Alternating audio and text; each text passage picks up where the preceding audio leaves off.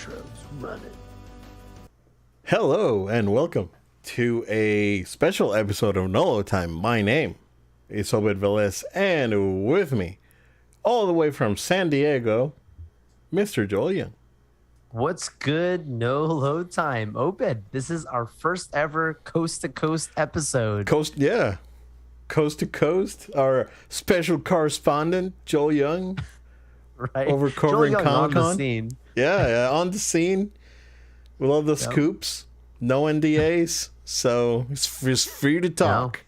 I can say what I want to say. I can tell you what I'm gonna see. Well, I can tell you what I've seen after I've seen it. Right? Everything else is just conjecture. Well, Which what do you mean? You can you're not actually going to tell us your opinion before actually seeing the thing, wow, what a concept! right? Wow. I'll definitely for fun. Tomorrow I'll put out a little pre-convention predictions video. I'll put that out probably tomorrow because tomorrow's preview day, right? So that starts over here on Wednesday in the evening.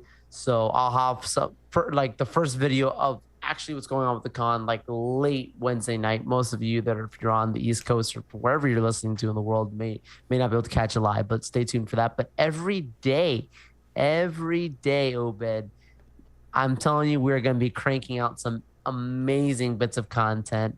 And like you said, I'm gonna actually give you my opinion after and as I see my best evening. So that's gonna be a lot of fun. I mean, there's plenty of stuff that you and I have been talking about already off air, and I'm sure as I get out there tomorrow through the week, there'll be a lot more stuff that will be a surprise to all of us. Yeah, awesome, man. I'm very much looking forward to it. Man, not much on my end. I had entire week off last week, and I spent most of my week not home, and it was excellent. So not much there. Only quick updates that I have is I am very far into Elden Ring. I am like 62 hours. Interesting. And I've gotten to the point that I want the game to end. Not because it's bad, because it's amazing. It Right. is. It's probably the most densest game that I've played ever in my life. Wow. Like, there is just too much. And when you think you're done with that one area, it's like, oh, did you actually know that there's like a secret passage that you can get to a secret area in that area? It's like, no, I did not. I don't want to go back there. That place is terrifying. I don't want to go. So it's great, man.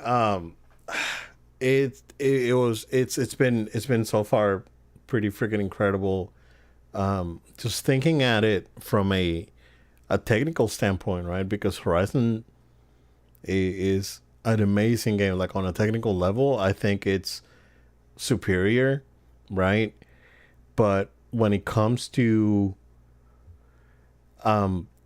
content that is not filler, I think that's the proper way to say it, right? Because it's not the same with Horizon, right? Where you have like 500 million side quests and all these things that you gotta do.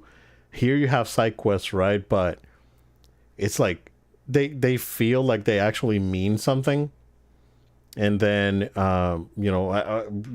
as is customary with I guess Dark Souls / Bloodborne type games, they most of them don't have a good outcome. So it's it's still like bleak and all that, and it's pretty crazy. But yeah, I'm pretty far in. I'm pretty far in. I'm far.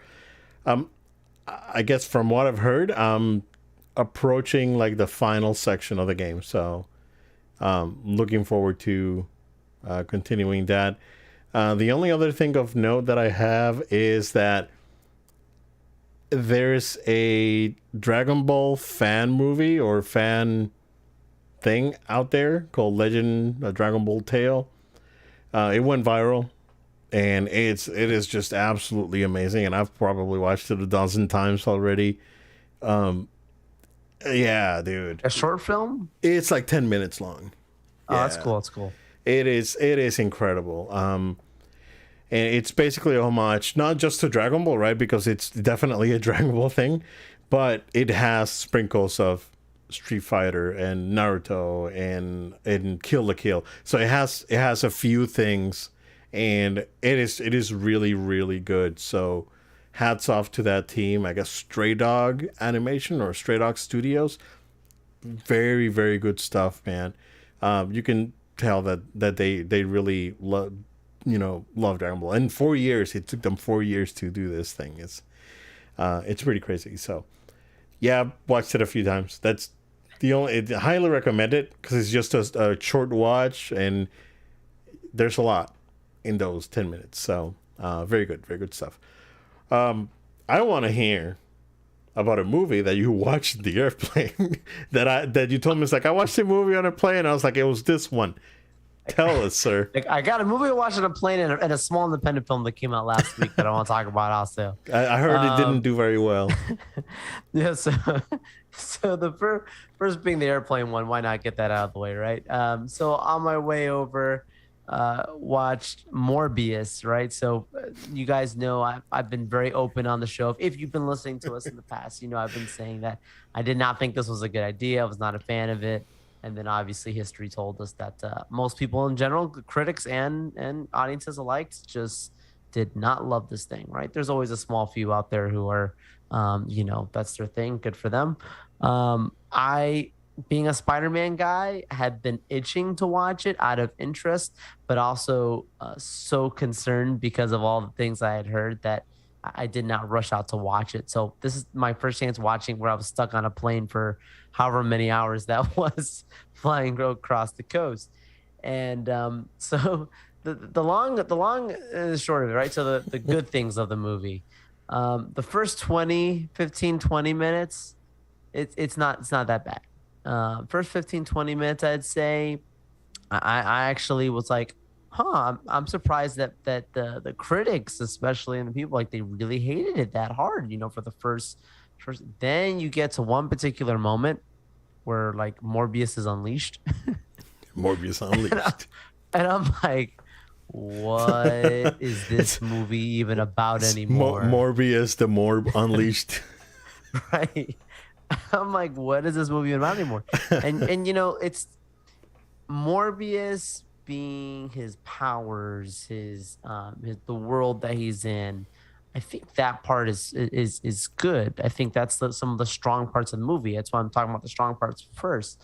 I think that they, instead of just making him a vampire, they're like, he has these abilities that just so happen to remind you of a vampire. Okay, that's interesting, right? So you're focusing, you're not trying to be something too extra from that standpoint, because that's something that bothers something, like really trying to like push something down. It's like, this person has these abilities.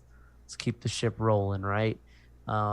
So yeah, I mean that part's good, but the side characters, the villain of the film, all the oh my gosh, the conclusion of the movie, the final act. I heard Tyrese is real bad in that movie. Tyrese he's phoning it. He's not trying, man. Yeah. Like, you watch Fast and Furious, you know what? He's actually trying in those movies because you could tell he's having a good time. Yeah. So he knows how to do his thing. But with this movie, he's just like, you're under arrest. It's like, you're like, okay. Why? It's very, very weird. Clearly these people were catching. I think Jared Leto actually was a good choice. I think actually for Morbius. I do think I'm trying to give the good stuff there, like, early. I can't. Aside from that, I can't say another good thing about this movie.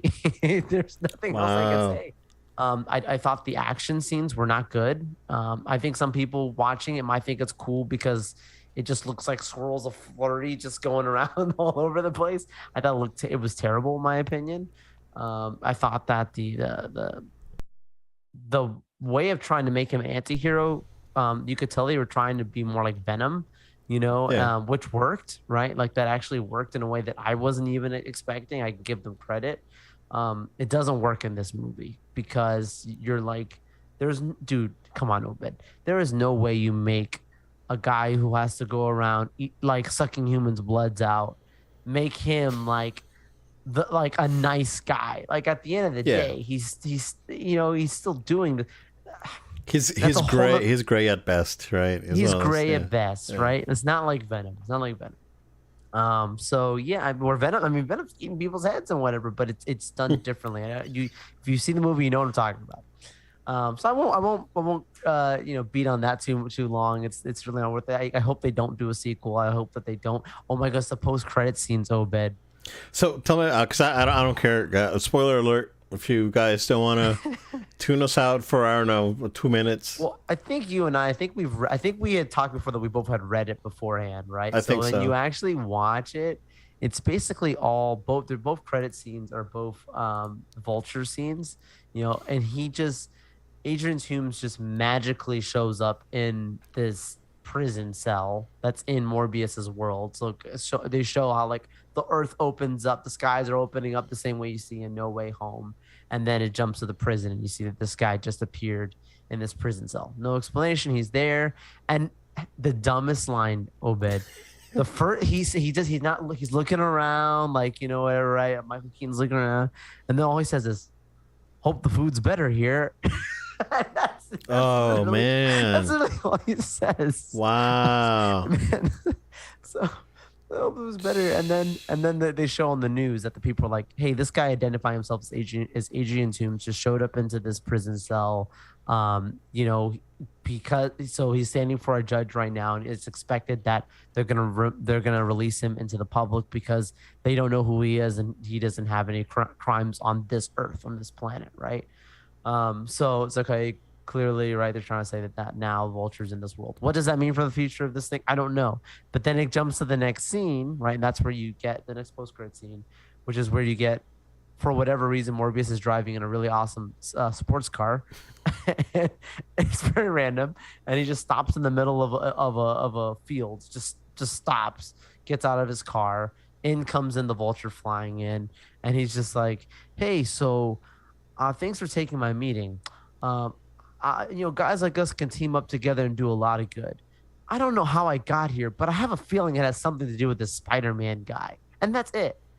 It is so cringy and cheesy the way the delivery even goes, because you can tell that Michael Keaton wasn't in the suit it was just CGI. So you can tell his voiceover, his voice just saying these lines. I see. And it was so bad. You can tell it was very, very rushed, but I hope dude. that they That's never touch crazy. it. And that comes back to the conversation about the Sinister Six stuff before, right? Like in the past, we've heard at least on 2 or 3 different occasions over the last 10 years, like Sinister Six has been talked about, and every time it's been a disaster. I mean, it's been the thing that almost ruins the Spider-Man movies, them trying to push this envelope. Don't do it again, Sony. Don't do it again. Just chill with your Sinister Six stuff. Let's not get too excited. And then over today, side thing, I don't know if you saw that they pushed back the release date again for Madame Web. So that's a weird thing, guys. I didn't see that. We didn't ask for this movie, but I just heard that got pushed back today, which makes sense because I think I said it before the show, that Sony would be having a panel this year, and they don't. It's very weird that they have no presentations at all, because I would have expected Into the Spider-Verse and Madame Web, and then maybe some other surprise or something. Maybe Tom Maguire coming in or something or whatever, right? But nothing this year. So they clearly, I don't think Sony has plans or knows what they're doing, and that's a concern. Because outside of Tom Holland stuff, which can you really give Sony credit for those movies? Kind of, 50-50, right? I would go. I would give him a 30. I would give him a 33%. Yeah, they're a factor, Yeah. right? They help. I'm not saying that they're doing nothing, but at the same extent, let's be real here. The real people to give praise to is the man, the myth, the legend, Kevin Feige. Yeah, I think they do have a problem. Yeah, they do have a problem with their creative people. Honestly, that it not only is not the problem that we didn't ask for this stuff, right? As fans, right? Yeah, it's that to me. That's not necessarily a problem, because back when I want to say when the booms happened, when the Raimi Spider-Man and X-Men and then we started getting Daredevils on. No one asked for Daredevil. No one knows Daredevil is, but you know what? We'll take it. No, take it back. And it was kind of like that, right? And I feel like they never, like the the people, or at least the Sony creatives, right? They never got over that era, and it's changed quite a bit. And to me, it feels like they're stuck in the early 2000s, sort of like superhero. Oh, what should we do with this, guys? When Marvel already figured it out. Just follow their, you don't have to copy their formula, right? No. But you can offshoot kind of like what DC did, because we have to admit, like at least the DC stuff, like from the Nolan trilogy to I want to say the Snyder, the stuff that Snyder was involved with, right? Up until that point, Wonder Woman, basically, yeah. Up until Wonder Woman, yeah. I would say that was actually enjoyable. I think Aquaman's not bad. I think it was okay. It was fun. I agree. I'm like not going. Aquaman. Yeah, I'm not going out of my way to watch it again, but it was. No. It didn't offend me. So, right. You put it on my TV right now, and I'll watch it. Yeah, exactly. Yeah. So, I think that's the thing. They're stuck in that era for some reason. I don't know why. Honestly, it's weird. It's weird. All right. Cool. Yeah. So that was one of the things. Right. Let's get into the movie that I think a lot of people have been waiting for my opinion on, which is Thor: Love and Thunder. All right. That Thor 4. So very mixed reactions watching the movie. Because I walked out and I felt like I didn't feel like the movie was a waste, but I also didn't feel like it added anything to what Marvel's doing. And for that reason, I felt like, why wasn't this like a TV show? Just being honest with you, because like a show like Loki, to me, that was like cinematic quality stuff every week. Oh yeah. Like I could have watched that in a theater, and I would have. And right now, the fact that season 2 is under production right now, I've been watching TikTok showing like stuff on set or whatever for that. Honestly, I think that Loki, like that should be the most anticipated like future Disney Plus project. There was someone I can't remember who, but someone posted a poll on YouTube, and it was like, oh, which one's your favorite MCU show? And Loki was like ahead by a mile, dude. It's also viewership time, like from rewatchability and all this. I know it's the number one watched Marvel show, I believe they said, on Disney Plus right now, of all of them, and it makes sense. It makes sense. It wasn't too long. It wasn't too short, and it ended. It didn't rush it. Like I feel bad. Like Moon Knight, you just hit that gas all of a sudden, and it was like, and you're like, what? Okay, now we're done. You it didn't make you feel like you had to resit through all those episodes again to get to what happened at the end. And the same thing with Falcon and Winter Soldier and something. You could see where it was rushed and just not as built up as it probably should have been. Where Loki's so well put together. But anyways, with Thor: Love and Thunder, man, I got to be honest. Like, there's a whole lot of that movie I would have cut out.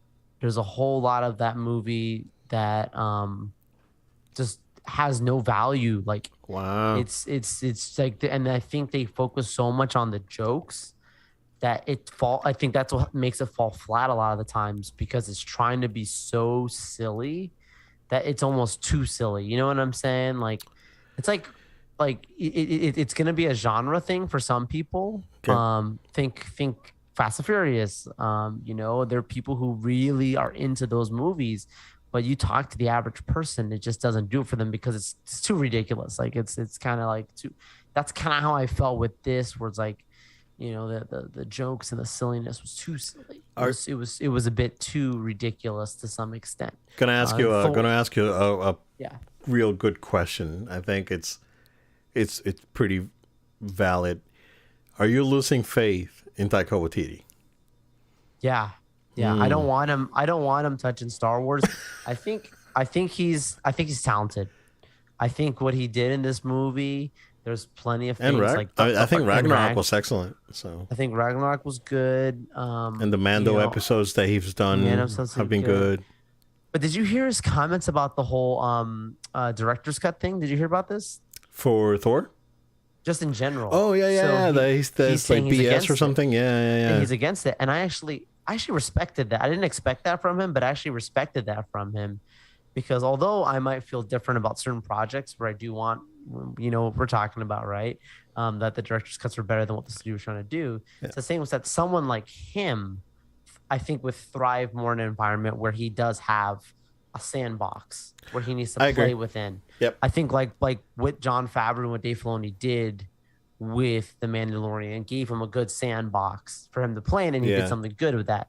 But if you would have asked him to build the box, I think that's where the problem is. So I think we kind of talked about it when we talked about the Suicide Squad, and Yeah. we said that it feels like WB told James Gunn, do whatever you want, no restrictions, and I don't think that paid off. So It's gonna work for some people. But then you go back to Guardians of the Galaxy, James Gunn, and it just works because he's wrangled back, and there's people making sure that he doesn't stray too far from the target.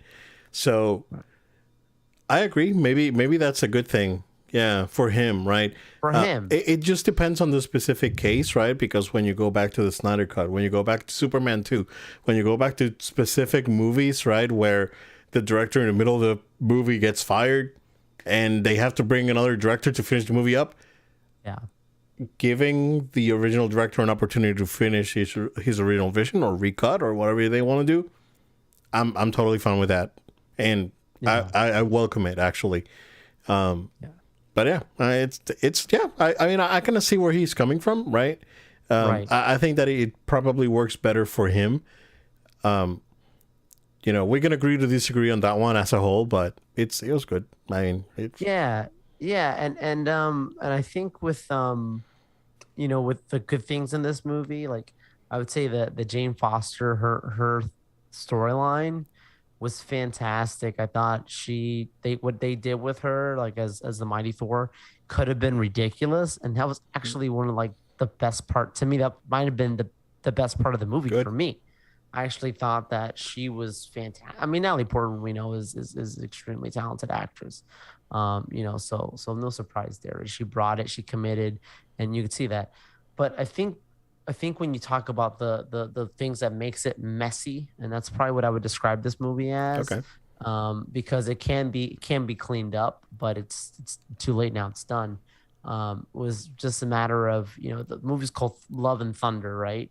And that's the point of it. They're trying to make a rom-com, which could be cool, right? Like if under the right circumstances. But I gotta say, Thor's relationship with Jane was probably one of the weakest MCU relationships to begin with. So you try to build a movie on top of that foundation. That's I think where the problems and it falls into, that it was built on the wrong premise, right? I can For see that. Ragnarok, when you look at Ragnarok, it was on the right thing. It was like, hey, we're gonna make a team up, almost like a buddy cop road trip movie with Hulk and Thor kind of going on a trip and saving the people. Like, okay, that works, but with Love and Thunder, you're trying to have the love and you're trying to have the thunder, and the love was to me just not good, and then the thunder was just not enough.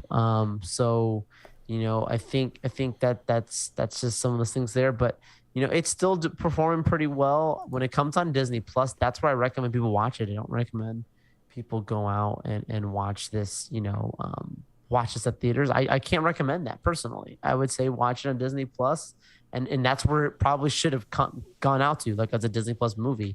I know a lot of money's gone into this and a lot of people worked hard on this. I'm not saying that, but when you watch it, it's like it's better than some of the Netflix stuff I've watched, but that's not saying much. Like that's where I think that's where it could have been. But yeah, I won't beat that horse too long.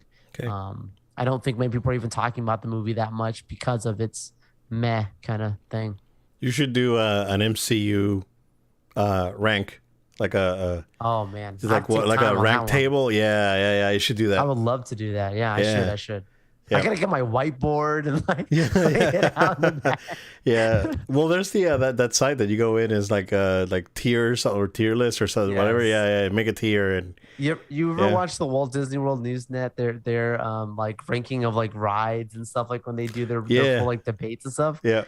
We should do an episode like that or something one of these days. Bring in like special guests. We should, honestly. Yeah. Yeah, that's good.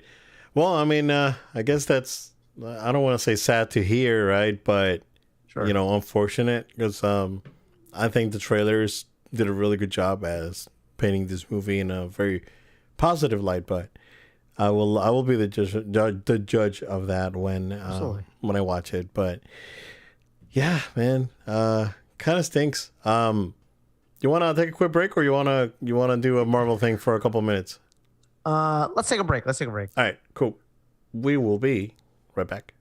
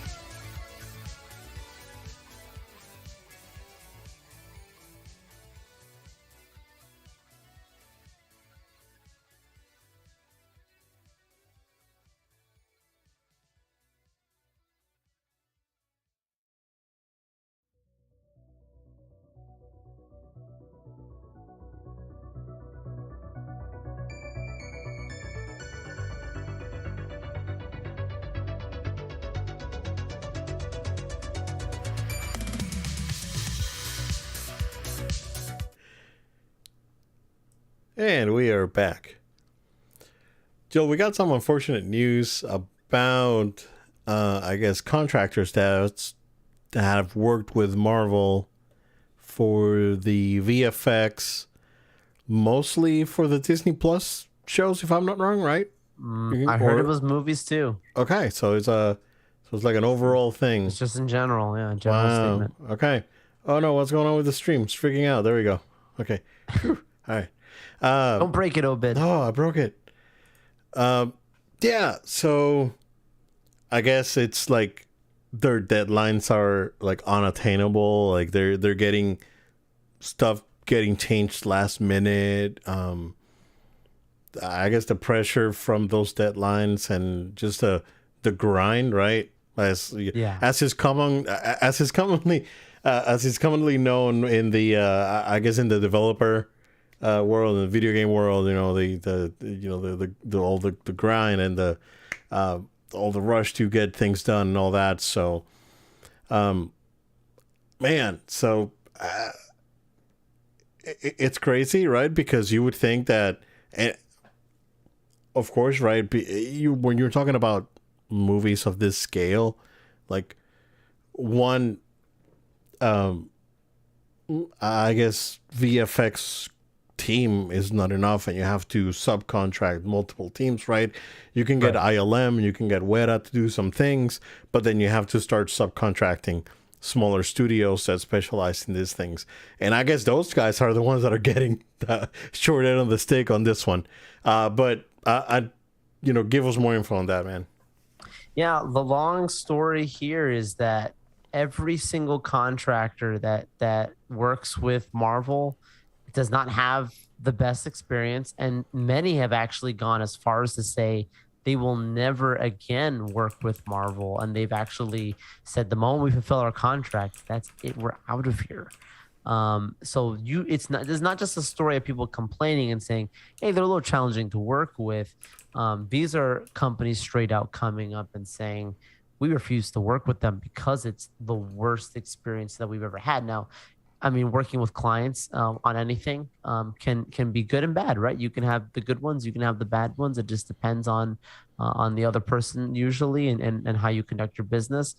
But when there's a common denominator here across other places, it is a point of concern. Obviously, Obed, you and I, we are not privy to the production behind the scenes aspects of this. This is all conjecture. So I'm not gonna come in and join in, and it's like, yeah, that's Marvel's the worst one. This is a news headline, right? So I want to be careful that with these kinds of accusations. To the same extent, it's worth discussing because you think of like the history of Marvel from their both cinematic and now their Disney Plus shows. There's two examples I think of right away. One of them is Obed. You remember with Age of Ultron when that came out. It was said that that movie at the time, I don't know if anything's passed it since, but at the time it had the most VFX, stat. That was the last movie that had before that was The Phantom Menace. Okay. And and both of those movies are not beloved by their fans. There's a point of the good and the bad with both of those films, right? But those aren't, the VFX didn't save the movie is the point. And so that's one of the first things I'll bring up. And the second one is what's something that's going to be coming out, and that's Miss She-Hulk, right? That's She-Hulk, and you look at the concerns people have had around why does she look the way why does she look like Fiona or Shrek's baby or something, like this is supposed to be a really cool character. We want her to look as awesome as Hulk does. Why can't we fix that up? Well, Yeah. I mean, is this an effect of, this is all me assuming, right? Is this an effect of people saying, well, we've done this work for you before, we ain't doing it again, and so they had to get another person to do the character model because it just wasn't good? I don't know what the story is behind it. We know, Obed, though, it ain't money. Damn, don't you come to the table and tell me we couldn't afford. Yeah. Because have you seen the budget for these Disney Plus shows? I mean, Yeah.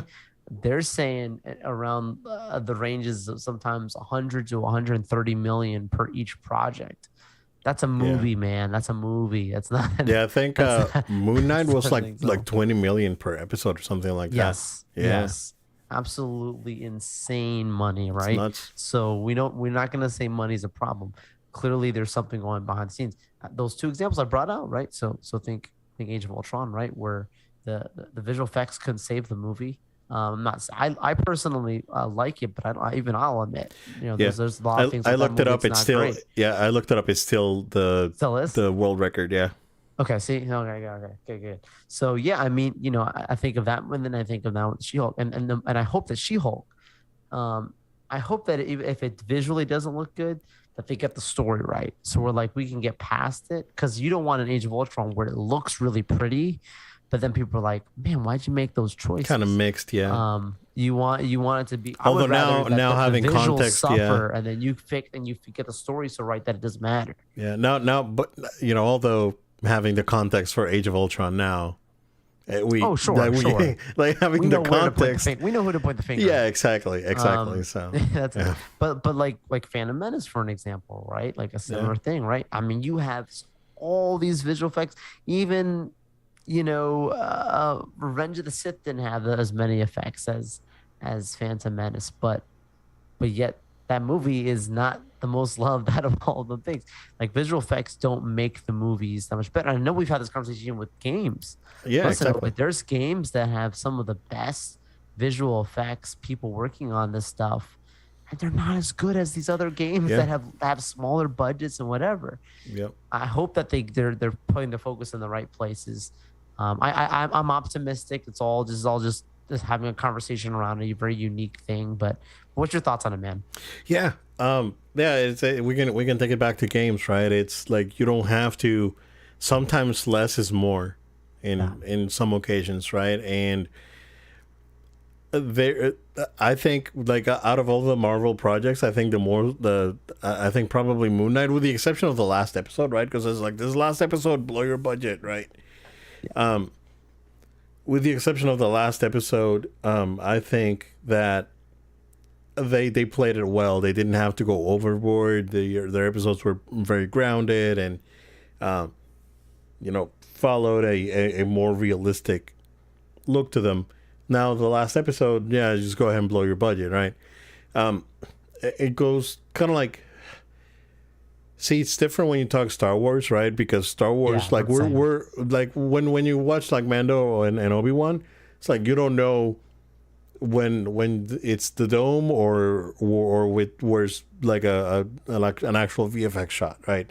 Yeah, Like there's a VFX shot going in the background in the dome, right? But is it considered to be like part of the actual scene? So yeah, man, it's I think Age of Ultron is the best example that you can give. It's yeah, an okay movie. It's not bad again, but you know they really went overboard, and again, yeah, we know the story problems that movie has are you know are accounted for. We're not gonna go into that. It's not the topic, but um yeah, I think that the problem that we're seeing is the problem that Fox had when doing X-Men, and it was a lot of things were getting changed last minute. And when it comes to this sort of complex shots, you just can't wing it, because then you're gonna get made fun of. Especially when we're talking, Marvel, like there's a high standard, but we also see it right when it's an Avengers movie. It looks incredible. Black Panther was okay, was passable, and then Avengers was incredible, and then we go to another one and it looks okay. I think that out of all the non-Avenger movies, the Guardians of the Galaxy are probably the best looking ones, and that's also the directing and the I guess the shot that they're using, right? So, man, it's a tough topic. Dealing with this crunch and man, it a just lot of it just stinks. Yeah. I'm sure you've heard this, right? I know there was the Russo brothers, I think, were the first ones to expose it, I think, but a lot of the shots for like big scenes for every single one of these movies are in the works years before the directors are even Yeah, assigned yeah, to a yeah, film. yeah. Like the whole like fight Yep. between Thanos with like Spider-Man and all this stuff, like in Infinity War and all that, and him pulling down the moon. Like they were working on that like Yeah. before the Russo brothers even signed a contract, Yeah, and man. even said that that's a scene they wanted to have, which shows you that there's some scenes and things that are being put in this that Feige's probably like writing and saying I this know. is gonna be, and you have to Who work this knows? Like story. who knows how many scenes are directed by Feige, right? It's I crazy. agree. I Yeah. agree. Which Yeah. is understandable because if you do stuff like that, that gives them more time because it's been worked on years of it. And then when you get those scenes like Thanos pulling down the moon with his gauntlet, like it's super epic because they've already done all this pre-work for a long time. Yeah. I did see a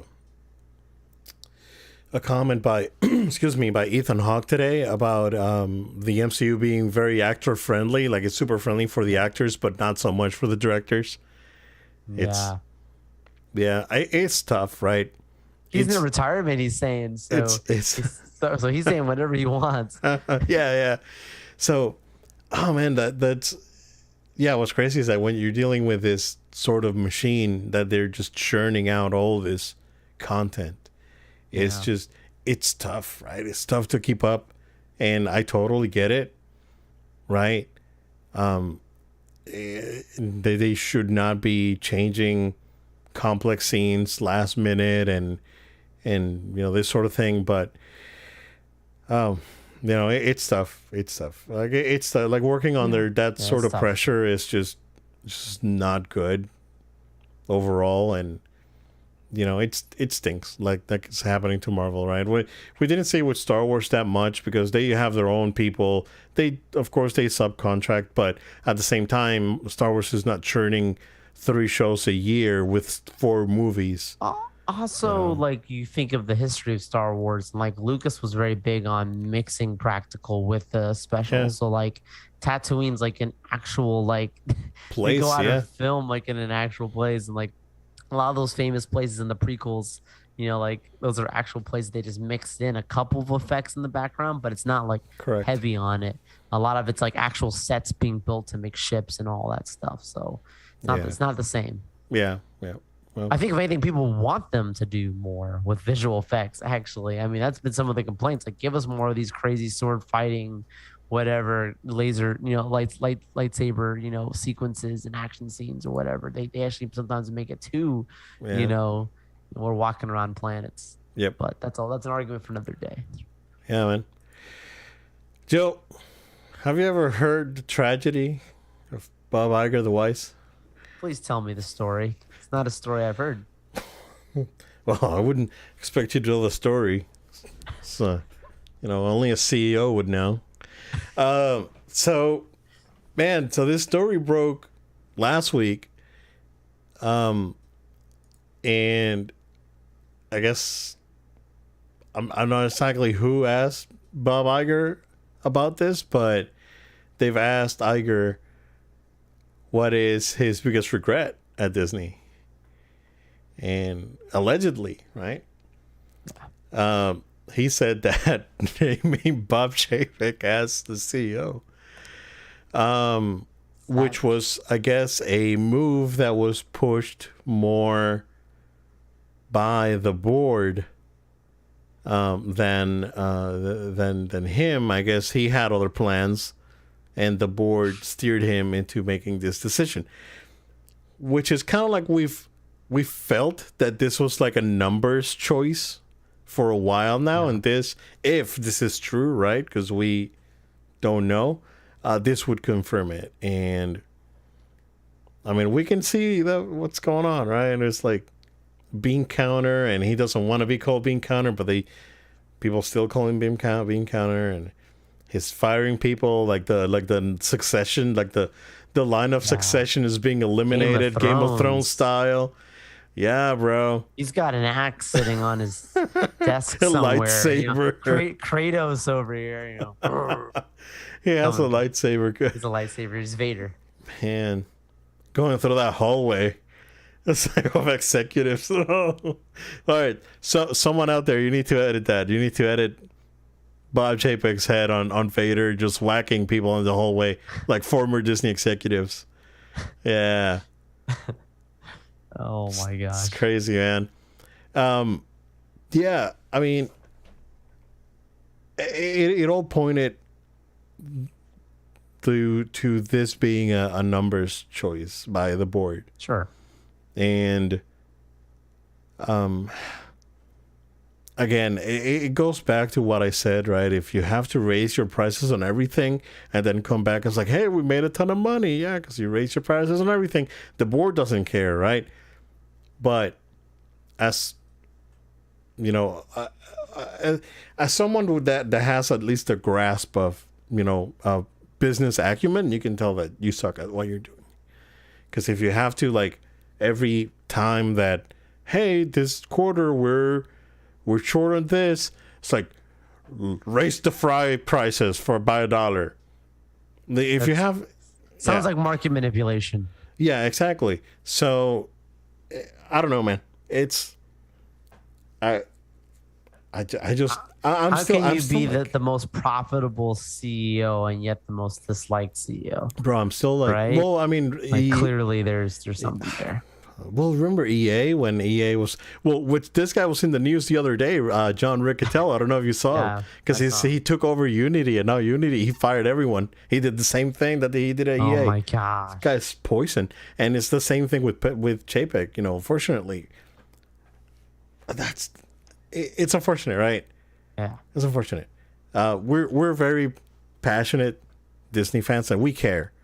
Oh yeah. And the problem is We that want to support JPEG to the finish line. We want to help him win. absolutely. That's yeah.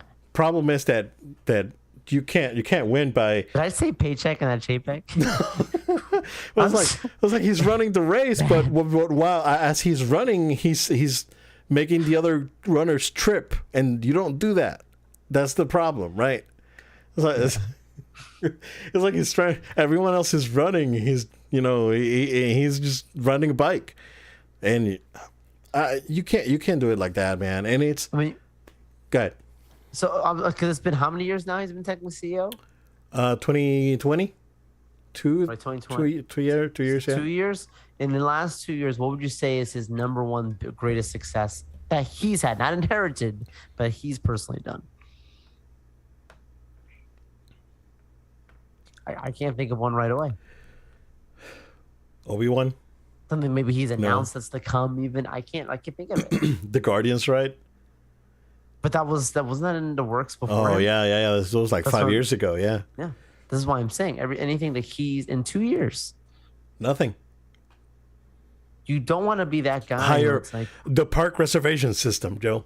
so he tried to get people more organized on where they're going and numbers of who's coming in and out. Yeah, because that way they can just lower cast members Capacity, lower cast. Oh, you don't need to have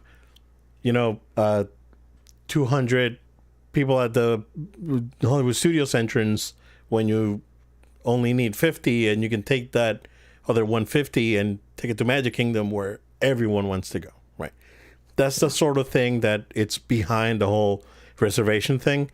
That, dude, if you are you gonna tell me that this is to lower capacity? No. Did you see what Tokyo Disneyland is gonna do? No. Okay, they're going to raise their prices, but they're going to lower capacity permanently because they're saying that having a great experience will pay for the ticket increase. That's how you think, right? But no, we're going to increase your tickets and you're going to be in there like a can of Vienna sausages and you can't go anywhere, dude. It's crazy. It's crazy, right? So this park reservation system, it's smoke and mirrors. It's like oh no, it's smoke and mirrors. That's what it is, right? I think he announced technically the Splash Mountain change. Oh, Joe froze. Glitch Gremlin. We are going to wait for Joe, and we'll be right back, I guess.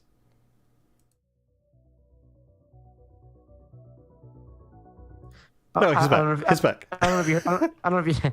It's that Wi-Fi internet, guys. Sorry, Wi-Fi. Hotel Wi-Fi. Yeah, it's like you're at the mercy of hotel Wi-Fi. Yeah, exactly. Please, hotel. Oh, okay. Stick to this. We're almost done. I got you. I mean, I think he announced the Splash Mountain stuff. I think so.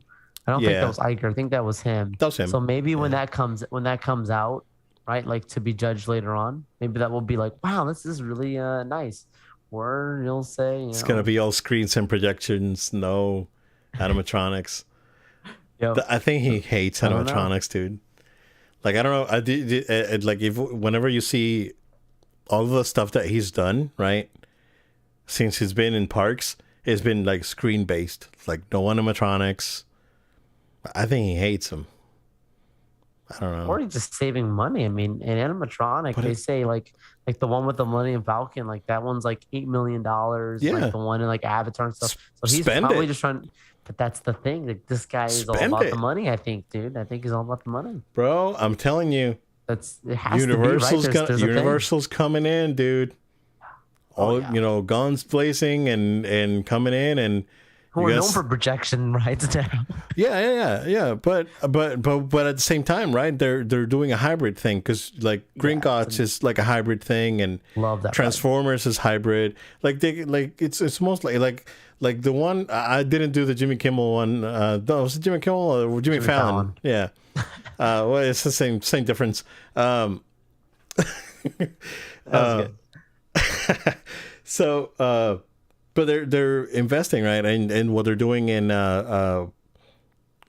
apparently the Monsters ride, the Universal Monsters ride that they're planning on for Epic Universe, it's like 100% practical. Like they're all animatronics, all sets. Awesome. Yeah, dude. So you gotta do this, right?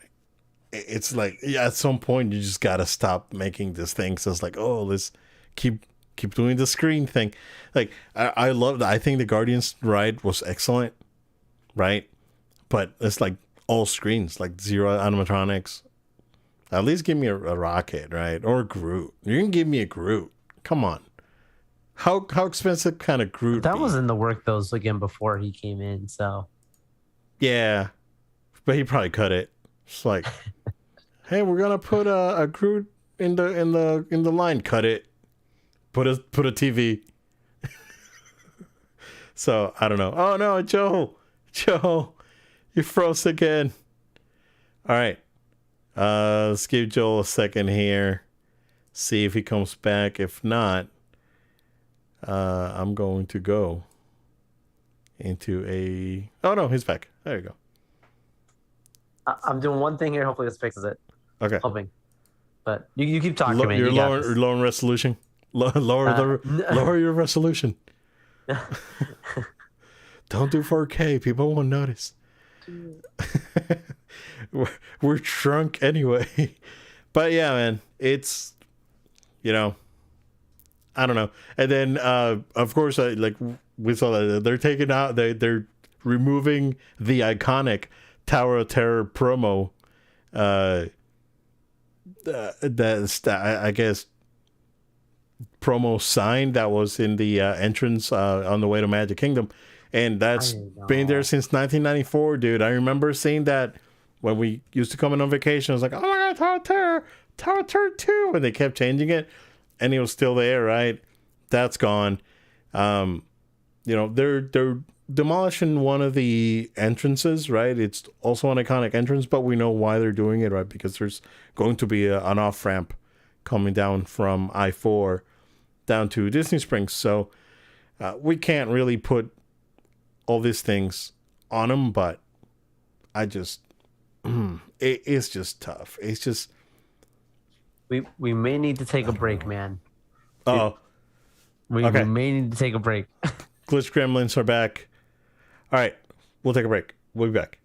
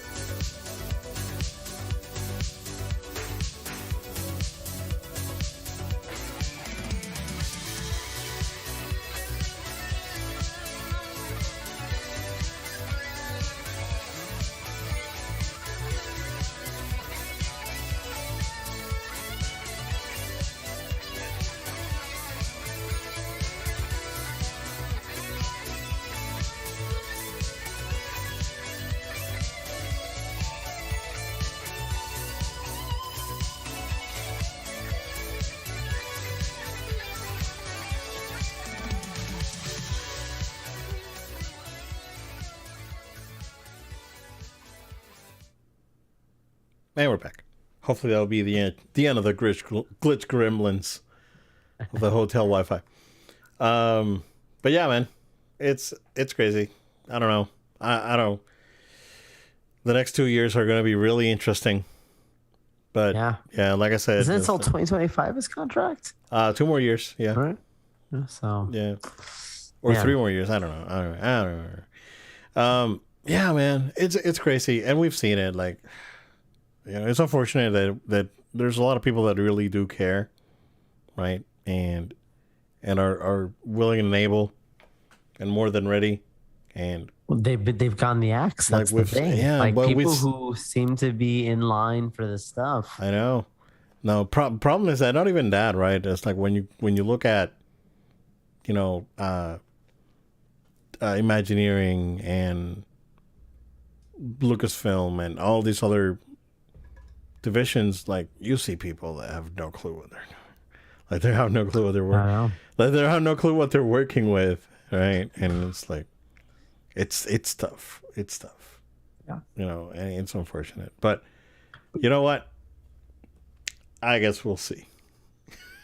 No, we want to see them succeed, so we'll be sticking around watching, not with a finger of judgment, with a contemplation and hope for the best. But if something's not good, we call it out. So hopefully this will change for the better. It can change for the better, and man, there's a lot there that needs to happen. Finger of judgment sounds like your special move, sir. My superpower. Yeah, superpower. Joel's superpower. Finger of judgment sounds like a Persona move, like a move from Persona. It's like finger of judgment. It does. Yeah. Was it animate that? Oh, it was Final Fantasy VI. It was Light of Judgment from Kefka from the final boss. Yeah.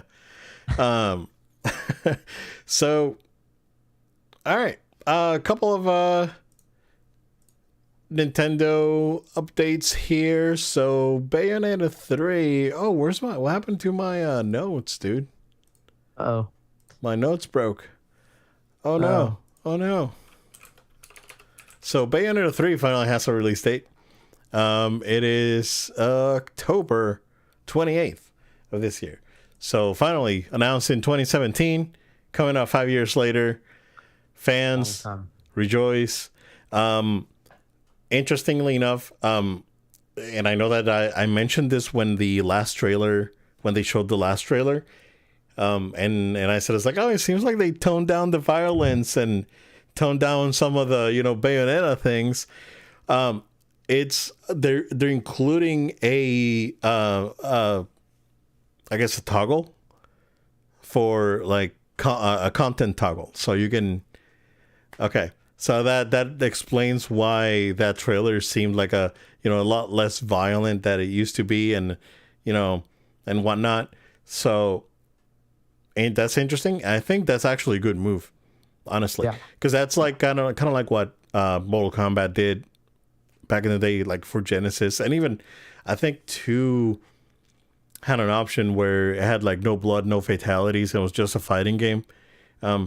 Bro, now that I mentioned that, I remember playing Mortal Kombat 2 No Blood, No Fatalities at SeaWorld, like many, many years ago. You can imagine when. It was like 1994 or something.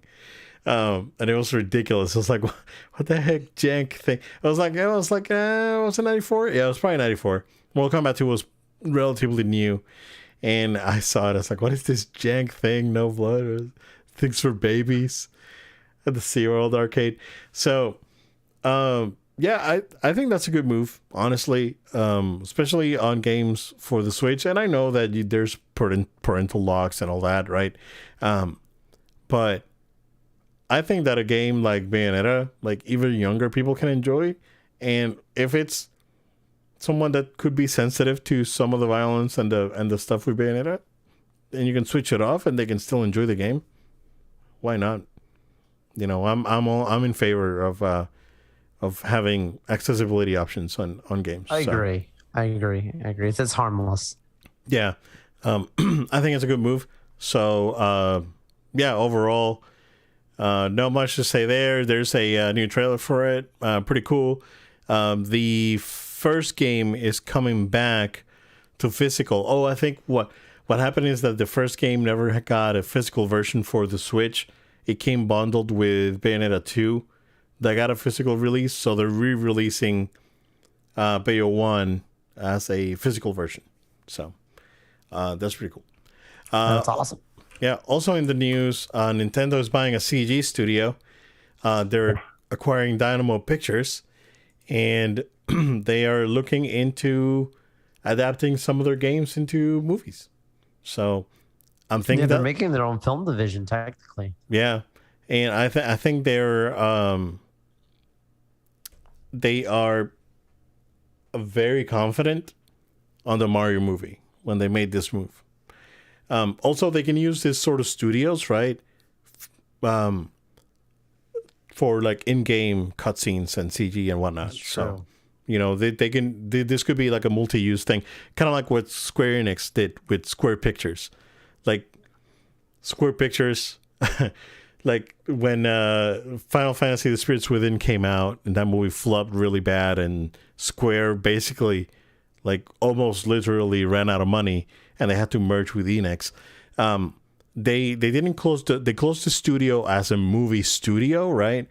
But they kept the artists and the facilities to help with the CG for the games, for the Final Fantasy games, and then Enix, when they were mixed together with Square, they work on Kingdom Hearts and all that stuff. So all those studios that they had worked on the CG for those games. So maybe that's something that Nintendo may be doing to do. But yeah, what do you think? It's pretty interesting, actually. Yeah, I think it makes perfect sense. I didn't think of the in-game cutscene stuff on that moment, that alone, right? That can amplify the game experience by having these special projects that are kind of connect the stories aside from just gameplay. So a fan of that.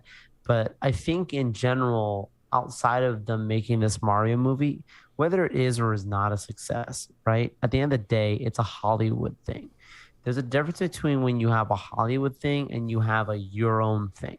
We saw that happen with Marvel for years, where, they license out a lot of their stuff. Obviously, some things good, some things not so good. But when they finally create their own in-house thing, that's when obviously, we have what we have today, right? And why I'm at a convention like I'm going to be at, right? Because they're bringing the heat because it's their own. I'm not trying to say that this is what Nintendo's doing. What I am saying is I don't even think we should judge this based upon that Mario movie, because no matter what, they know their own properties and they have so many quality properties that I'm sure people have been itching to have more and more content of. And instead of just producing more and more games, this is another type of content to now give people. Don't be surprised, Obid, if there's some type of even streaming element that comes into the future of game systems, game consoles, where you have to have both your games being streamed on your consoles, and you have to have original content based upon these games that are maybe connected. I do think that even when you start talking about things like metaverse, for an example, where you're going to need some more graphics heavy environments that will include obviously story elements, this is another thing. There's a lot of possibilities of what this can tie into, from future consoles to just films, shows, to just the entirety of the future of Nintendo and the gaming industry as a whole. I know it could sound like I'm blowing one news out to a larger level. That's just me saying that there's a lot of possibilities. Will any of those things actually happen? We'll have to wait to see.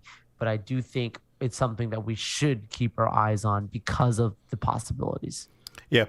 And based on the reporting, they will be changing the name to Nintendo Pictures when they close October 3rd. So, yeah, very interesting, man. Absolutely. Yeah. Joe, what have you seen so far? I was gonna say you want to talk about the Lord of the Rings thing you just saw before we got on here. Yeah. So, I finally got to actually watch that trailer for the Rings of Power. Looks good. the first one, and I saw some pictures, and for some reason I was deterred, right? But then I watched the trailer, and I think it looked visually stunning, and I think it's in the right. They're going in the right direction, if you ask me. So I'm very, very much interested in watching this show. Yeah, not much to say. It's a short trailer, but some very cool stuff. And yeah, Yeah, I mean, so we know Amazon has crazy amount of money. We know that they're very, very successful. If they can do something and put something out with a ton of money, we shouldn't be shocked. And they spent, I want to say it was around $5 billion, some crazy number like that, just to be able to even do this. So I don't think they're coming in making this show just go, let's make something nice. Like they're like, let's go for the win. yeah, they're going. Yeah. And I think if this is just season one from the stuff we saw here, there's a lot of promising elements going forward for what this could be. Now, obviously, this is just a trailer. We've not actually seen the story and how they connect things and how characters are evolved and how people act and all these kinds of these elements. But just on the premise alone of the marketing, bravo. I think they did exactly what needs to be done. I can't say I would do much different. I think you're making your own thing that's separate from the Peter Jackson thing. So you're trying to make a new, but you're not being disrespectful, and you're not saying you're just saying we're making this the story and we're trying to make it a good time. Look, that ties into the Comic-Con stuff. I when I do put out tomorrow, a kind of a predictions Comic-Con video. I'll put that out tomorrow before I step foot into the convention for preview day. That's going to be in my top 5 of most anticipated items and news coming from Comic-Con. That's going to be what Amazon brings for Lord of the Rings. It's unfortunate, Obed, I will not be able to make it into that panel because at the same time Marvel Studios animation's happening, and sometimes you just got to pick. That's the way it goes. You got to pick. There's a lot of things this year, like there's I have to look at my list here. But there's another thing I want to go to. It's the exact same time as the Capcom, panel that's going to be going on. I would love to be all this. Can't be at everything. That's one of the hardest things with Comic-Con. But you know what? We're picking the best we can, and we'll do the best we can to bring as much content. But yeah, I mean, Lord of the Rings is definitely going to be one of those items that I expect to get into marketing overload as we get closer to, was it September? Is it, Obed? September, October? yeah.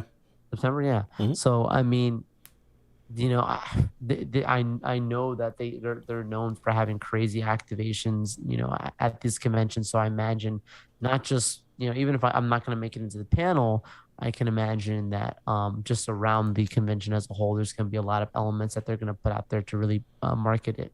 And when I look at it, I thought of just from an imagery standpoint, like you get to like the hobbits, for an example, right? You see them walking around and they have like the twigs and stuff in their hair. Like that goes back to some of the original art, that was done for how the hobbits were supposed to actually look. Yeah. Right. Like these are small details that I like that's being put into here. Now, of course, there are some creative liberties and some things are just because times have moved on in advance. And I get that to some extent. My hope is that you don't get to the check boxes and that you say what's supposed to be is supposed to be. And what's there is there. I'll judge that when I see it. Because I see a character, that has an appearance of something, I'm not gonna just jump in and start, throwing the baby out with the bathwater. Yeah, I think a good example of checking the check boxes without making it like super obvious is The Witcher did it very well. If there's something good that show does, that season 2 was pretty good. But if there's something good that show actually does is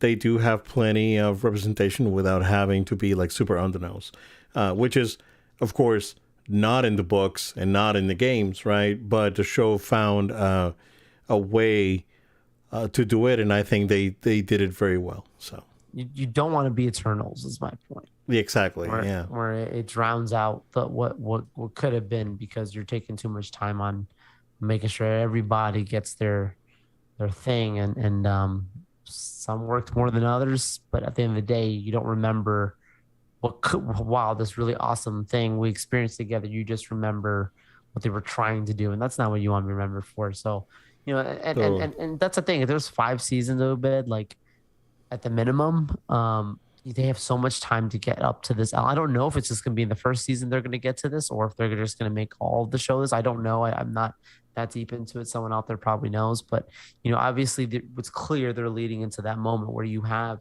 the men, the dwarves, the elves. They all have to come together. They could be, and yeah. obviously fight the physical manifestation of Sauron right for the ring. At that time where they all came together. That's clearly where that story is heading. And is that just this first season? I feel like that would be probably something they're going to drag out for 5 seasons, but I could be wrong. Maybe they're going to get to that, and then we're going to get into something else in between. Not really sure. But they've got a lot of playroom in that sandbox. Yeah. Yep. Yeah. I'm looking forward to it for sure. Yeah. So, yep. Cool. That's what we got. No breaking news yet. But if we have breaking news, I'm pretty sure Joel's gonna show, tell us what's up on Absolutely. those. Joel, you stay safe, my friend, over there. Bring the news, bring the good stuff. Yeah. And so after Joel does all his Comic-Con coverage, next week we'll have I guess a recap after Joel sleeps for 2 days straight. So seriously. Yeah.